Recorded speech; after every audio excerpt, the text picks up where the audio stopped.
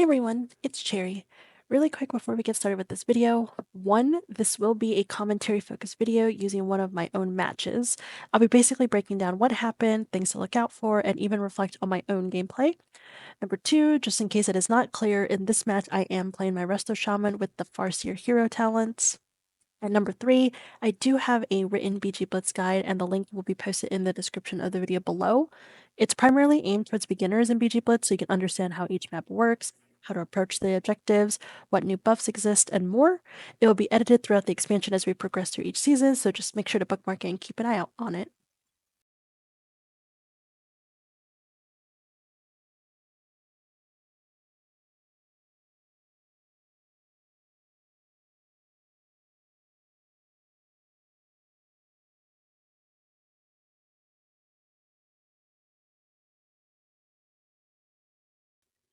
As you can see, the beginning of this match is pretty standard. You want to make sure you're clicking your battleground enemies to see where the enemy team is going and who is base sitting. In this specific match, the rogues on both teams are opting to sit and everyone else is going to waterworks. In a moment here, I am going to pause the video because the enemy team actually pulls off a quote fast cap in this game. So first, what is a fast cap? On this map specifically, Alliance can get to Waterworks a lot faster than Horde. Essentially, you have one person go directly to the flag while the rest of the team slows. In this specific scenario, the Boomkin Mage and Evoker on the enemy team start running at us. They pop things like Mass Entanglement, Landslide, Frost Nova, etc. While they're doing this, their Demon Hunter actually burned their meta ability to get to the flag faster and cap it while we were being slowed. I'm going to be honest, I personally forgot about the fast cap on this map because I haven't really done RBGs since Shadowlands. Luckily for us, we actually do win the teamfight in the end and we get the base back anyways.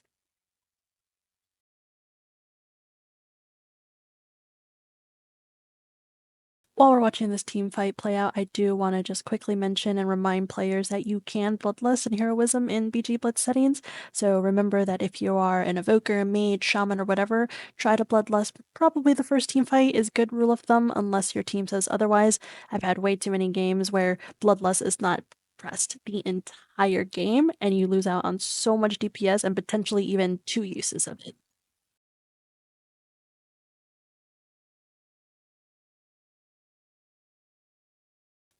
At this point, we're cleaning up the team fight and I'm prepared to leave in case they hit mines. As a healer, usually this is a great time for you to peel out because there's zero reason to continue to heal in a team fight. You've essentially already won. There's actually a small error my friend makes during this game. He's the warlock that you can see on my minimap that's no longer in the team fight. I think he should have stayed in the team fight a little longer to make sure everyone was actually dead. Because as you can see, the enemy team is rezzing and running back. And their rogue, as you remember, who was initially sitting Lighthouse, he even came to Waterworks to come and spin it for his team. So because they were able to do this, they were able to spin Waterworks a lot longer than they probably should have been able to. Since they weren't going to mines yet, I should have probably pushed into their team more and disrupt them with my totems to try and secure the gap faster. A really good detail to point out here too is on my minimap, the arrow is the rogue that was sitting mines. What happened was they probably suspected that the enemy team was going to hit mines, so they started to peel out towards Lighthouse, knowing that we were going to cover the base. As you can see, kind of in the corner of my screen, the DH ends up using his spell site and does get the rogue out and puts him in an imprison. I don't think the DH followed the rogue because he thought he could use his mobility to cap mines, thinking the rogue was just straight up ghosting it, but our team was already there to cover it. The enemy rogue also pops up at mines here, and again, the rogue was the initial base sitter of Lighthouse, so this potentially means at this point they could be ghosting Lighthouse because sometimes teams get desperate, they don't pay attention, or they just straight up refuse to sit the base. I know I've seen some teams where they run past Lighthouse just to get to the team fight at mines.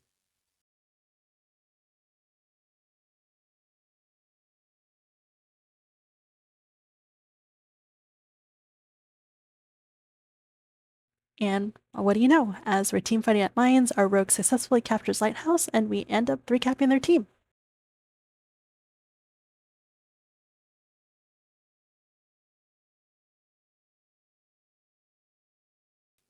So what should you take away from this video? 1. Keep an eye out for the fast cap by the Alliance team, especially if you're playing Horde. 2, remember to bloodlust your team fights. Your team will absolutely love you. And 3, be prepared to float and adjust your team's numbers at the bases as needed and don't peel out too early. Number 4, spin to win.